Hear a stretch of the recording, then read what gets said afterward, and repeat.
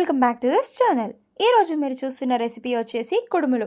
అదేనండి, ఉండ్రాళ్ళు. చాలా ఈజీగా తక్కువ ఇంగ్రీడియంట్స్తో చాలా చక్కగా కుడుముల్ని ఇవాళ మనం ప్రిపేర్ చేసేసుకుందాం. ఈ కుడుముల కోసం మనం ఎక్కువ స్ట్రెయిన్ అవ్వాల్సిన పని లేదండి. ఒక 300 గ్రాముల వరకు బెల్లాన్ని తీసుకొని ఇలా చితక్కొట్టుకొని నీళ్లు పోసుకొని ఉడకనివ్వండి. ఈలోపు నేను 1/2 కిలో వరకు బియ్యం పిండిని తీసుకొని ఇలా ఒక బేసిన్లో వేసుకుంటున్నాను. బెల్లం అనేది వన్స్ ఇలా పాకం అయిపోయాక స్టవ్ ఆఫ్ చేసుకొని పక్కన పెట్టుకోండి. ఇప్పుడు 4 గంటల వరకు నానబెట్టుకున్న ఈ పచ్చానపప్పుని నేను ఈ బియ్యం పిండిలో కలుపుకుంటున్నాను. నేనైతే 4 గంటలు నానబెట్టుకున్నా, మీరైతే 2 గంటలు నానబెట్టుకోండి చాలు. ఇప్పుడు ఆ పాకాన్ని మొత్తం మనం ఇలా ఈ పిండిలో కలిపేసుకోవాలి. ఇలా బెల్లం పాకాన్ని వడకట్టడం వల్ల ఇసుక అనేది మన పిండిలో కలవకుండా ఉంటుంది. సో ఇలా పాకం అంతా వేసేసుకున్నాక కలుపుకోవడం మొదలు పెట్టండి. పాకం అనేది చాలా వేడిగా ఉంది కాబట్టి నేను స్పూన్తో కలుపుకుంటున్నాను. ఓవరాల్గా ఈ రెసిపీలో మనం వాడే మెయిన్ ఇంగ్రీడియంట్స్ మూడే అండి. బెల్లం పాకం, బీప్ పిండి, పచ్చనిపప్పు, అంతే. ఇప్పుడు మిగిలిపోయిన బెల్లం పాకాన్ని కూడా నేను లాస్ట్లో పోసుకొని కలిపేసుకుంటున్నాను. ఒక్కసారి మొత్తం వేసేసి కలిపేసుకున్నాక పిండి అనేది చూడడానికి ఇలా ఉంటుంది. సో కొంచెం ముద్దగా అవ్వడానికి మనం కొంచెం నీళ్ళని పైన జల్లుతున్నాం. అలా నీళ్ళని జల్లేసాక చక్కగా చేత్తో కలుపుకోండి. ఒక ముద్దలా చేసుకోండి. అప్పుడే మీరు కుడుములు ఈజీగా చేయగలుగుతారు. మ్యాక్సిమం అందరూ పాతకాలంలో కుడుముల్ని ఇలానే చేసేవాళ్ళండి. అందుకే అప్పుడు పర్ఫెక్ట్ టేస్ట్ ఉండేవి. చూసారా, మొత్తం కలిపేసుకుంటే పిండి ముద్ద అనేది ఇలా ఉంటుంది.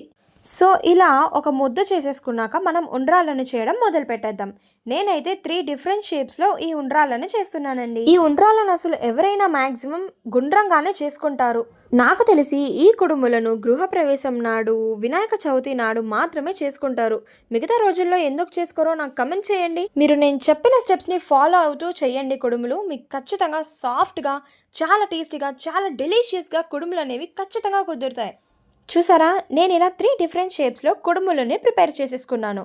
మీకు కావాలంటే మీరు వేరే షేప్స్లో అయినా చేసుకోవచ్చు. ఇలా కుడుములని చేసేసుకున్నాక మనం ఇడ్లీ పాత్రని యూజ్ చేసేస్తున్నాం. ఈ ఇడ్లీ పాత్రలో మీరు చేసుకున్న కుడుములని పెట్టుకోండి. ఈ కుడుములని గ్యాస్ స్టవ్ మీద కన్నా మీరు కట్టెల పొయ్యి మీద కాల్చుకుంటే టేస్ట్ అనేది ఇంకా చాలా బాగుంటుంది. కుడుములనే కాదండి, ఏ వంటకమైనా సరే గ్యాస్ స్టవ్ మీద కన్నా కట్టెల పొయ్యి మీద చేస్తేనే టేస్ట్ అనేది చాలా బాగుంటుంది. సో మీ దగ్గర కట్టెల పొయ్యి అనేది అవైలబుల్గా ఉంటే మీరు దాంట్లో వేసుకొని చేసుకోవచ్చు. ఇలా కుడుములన్నీ మెల్లగా ఇడ్లీ పాత్రలో పెట్టుకొని ఉడకపెట్టుకోవడానికి రెడీ చేసుకోండి. నేనైతే రైస్ కుక్కర్ని తీసుకుంటున్నాను. రైస్ కుక్కర్ని తీసుకొని ఇలా కొంచెం నీళ్లు పోసుకొని ఇడ్లీ పాత్రని దీంట్లో పెట్టేస్తున్నాను. ఒక 1/2 అవర్ అయినా ఈ కుడుములని మనం బాగా ఉడకనివ్వాలి. అప్పుడే టేస్ట్ అనేది పర్ఫెక్ట్గా ఉంటుంది. 30 నిమిషాల తర్వాత కుడుములు అనేవి పర్ఫెక్ట్గా ఉడికిపోయాయి. చూసారా ఎంత బాగా ఉడికాయో. వీటిని కాసేపు చల్లార పెట్టుకొని దేవుడికి నైవేద్యంగా పెట్టేసుకొని మీరు మిగతావి తినేయండి. నాకైతే ఈ కుడుములు చాలా పర్ఫెక్ట్గా కుక్ అయ్యాయి. మీకు కూడా కుక్ అవ్వాలంటే స్టెప్స్ని ఎక్కడా స్కిప్ చేయకుండా మంచిగా ప్రొసీజర్ని ఫాలో అయిపోండి. నాకైతే పర్సనల్గా వీటి టేస్ట్ చాలా బాగా నచ్చేసింది.